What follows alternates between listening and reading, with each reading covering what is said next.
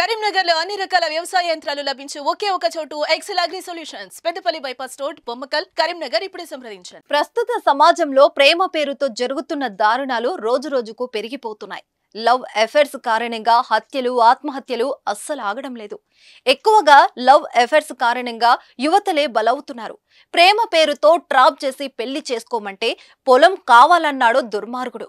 ఉన్న పొలం అతగాడికిచ్చి కుటుంబాన్ని బజారు పడేయలేక తానే లోకాన్ని విడిచి వెళ్ళిందో అమాయక ప్రియురాలు. పూర్తి వివరాల్లోకి వెళితే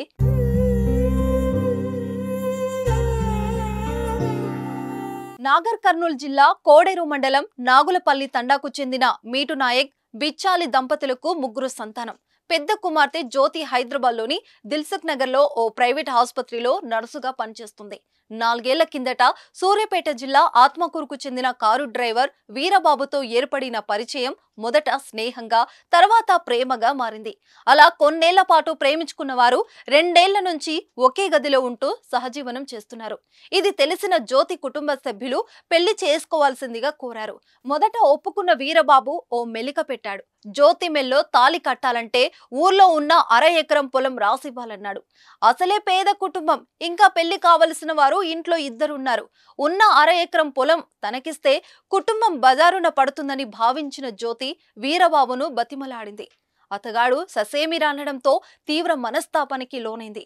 నమ్ముకున్నవాడే చేసిన మోసం తట్టుకోలేకపోయింది.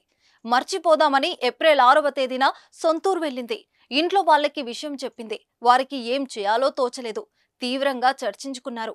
ఉన్న పొలం పోతే తన కుటుంబం బతకలేదనుకున్న జ్యోతి తాను బతికి ఉండకూడదనుకుంది.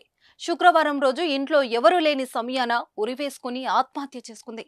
విషయం తెలుసుకున్న కుటుంబ సభ్యులు లబోదిబోమన్నారు.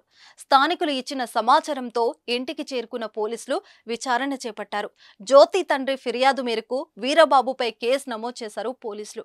ఏది ఏమైనా అమ్మాయిలు ప్రేమ విషయంలో జాగ్రత్త పడటం మంచిది.